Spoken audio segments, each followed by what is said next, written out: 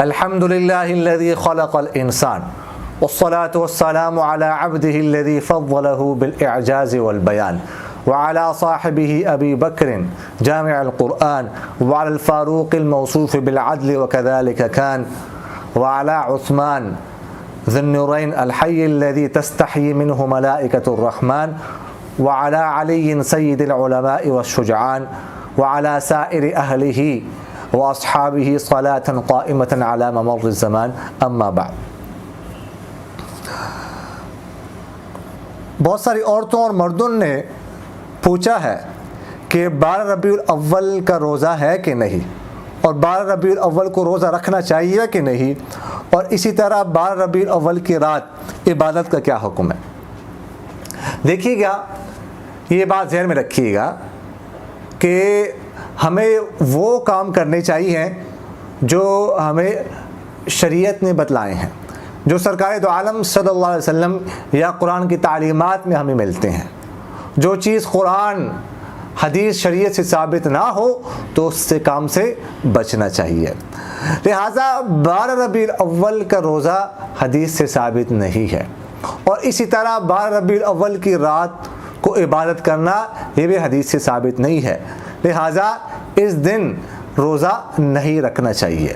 البتہ جیسا کہ آج 12 ربیع الاول ہے، جمعے کا دن ہے، اگر کوئی شخص ویسے جمعے کو روزہ رکھتا ہو، کسی کا معمول ہے، کسی کی عادت ہو، یا جمعرات کو رکھتا ہے، یا سوموار کو رکھتا ہے، یا ایام بیز یعنی 13، 14، 15 کو رکھتا ہے، اور 12 ربیع الاول کی تاریخ بھی انہی دنوں میں آتی ہے، پہلے سے رکھتا ہے وہ، تو وہ رکھ سکتا ہے.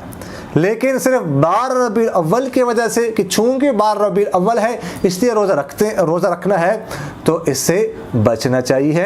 اسی طرح رات کو عبادت سے بھی، ویسے رات کو عبادت جو ہے وہ کرنی چاہیے، لیکن صرف 12 ربیع الاول کی رات کو عبادت کرنا اور اس کا التزام کرنا، اور اسی طرح دن کو روزہ رکھنا اور اس کا التزام کرنا، اس سے بچنا چاہیے.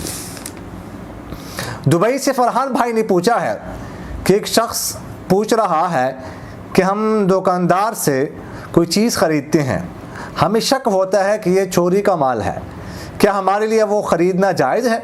اور دوسرا سوال یہ ہے کہ گاہک کو کسی چیز کے بارے میں بتاتے ہیں کہ یہ 200 کی ہے، وہ کہتا ہے 150 کی دے دیں، ہم اسے کہتے ہیں کہ 150 کی تو یہ ہمیں بھی نہیں ملی، بلکہ ہم کہتے ہیں کہ 150 کی ہمیں ملی ہے، حالانکہ وہ 150 کی ہمیں نہیں ملی ہوتی.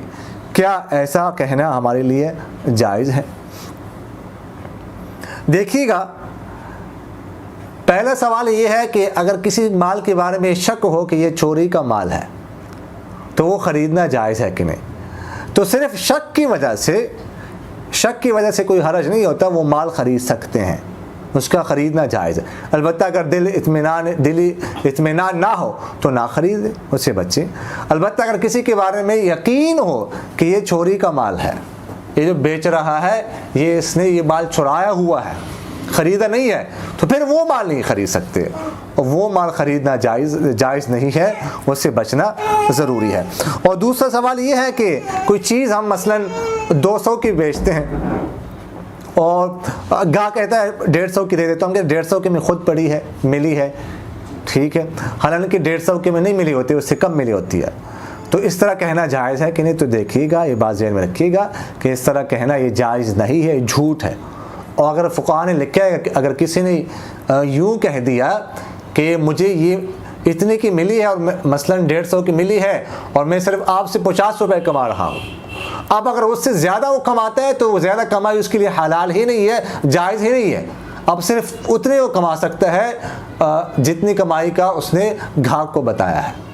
البتہ اگر کوئی چیز جو ہے مثلاً 200 کی چیز بیچ رہا ہے، وہ خریدی اس نے 130 کی 40 کی ہے، لیکن اس پہ اور اخراجات آ کر وہ 150 کی پڑی ہے، تو پھر یہ کہہ سکتے ہیں کہ یہ چیز ہمیں 150 کی پڑی ہے. یہ نہیں کہ ہم نے خریدی ہے، لیکن یہ کہہ سکتا ہے کہ ہمیں پڑی ہے. لیکن اگر وہ نہ 150 کی خریدی ہے اس نے اور نہ پڑی ہے، ویسے ہی کہتا ہے کہ ہمیں 150 کی خود ملی ہے، تو یہ جھوٹ ہے، ایسا کہنا جائز نہیں ہے، اس سے بچنا ضروری ہے.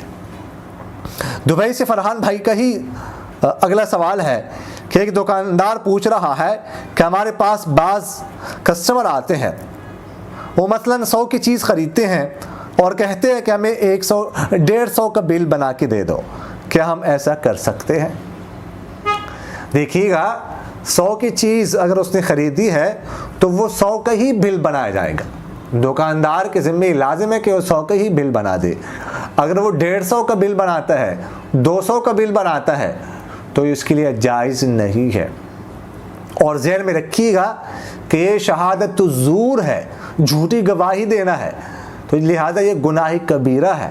اس طرح جھوٹا بل بنا کے, اور آج کل بہت زیادہ ہو رہا ہے, بہت زیادہ یہ اس میں اکثر لوگ مبتلا ہیں کہ کوئی نوکر ہے, کوئی کسی کا ملازم ہے, اس نے کوئی چیز خریدی, مثلا 1000 کی چیز ملی ہے تو بل وہ دکاندار سے کہتا ہے 1200 کا بنا کے دے دو, 1500 کا بنا کے دے دو, اور دکاندار بھی بنا کے دے دیتا ہے. دکاندار ہی کہتا ہے کہ اگر میں نہیں بناتا تو دوسرے کے پاس, دوسرے دکاندار کے پاس چلا جاتا ہے, مجھ سے نہیں خریدا, اور دوسرا دکاندار تیار ہوتا ہے 1200 کا بل بنانے کے لیے, 1500 کا بل بنانے کے لیے. تو اس لیے وہ زیادہ بل بنا کے دیتا ہے دکاندار تاکہ وہ گاہک میرے پاس آتا رہے, اور وہ وہاں سے چیز 1000 کی خریدی ہوتی ہے اور اپنے مالک سے 1200-1500 وصول کرتا ہے. تو اس کے لیے بھی جائز نہیں ہے, اس کی ملازم کے لیے بھی ایسے کرنا جائز نہیں ہے, اس کے لیے بھی گناہ ہے, حرام ہے یہ جو اضافی پیسے رکھ رہا ہے. اور اسی طرح دکاندار کے لیے ایسا بل بنانا بھی جائز نہیں ہے. میں نے آپ سے عرض کیا کہ یہ شہادت الزور ہے, یہ جھوٹی گواہی ہے, لہٰذا اس سے بچنا ضروری ہے. اقول قولی هذا استغفر الله لي ولكم ولسائر المسلمين فاستغفروه انه هو الغفور الرحيم. میرا دل بدل دے, میرا دل بدل دے, میرا دل بدل دے, میرا دل بدل دے.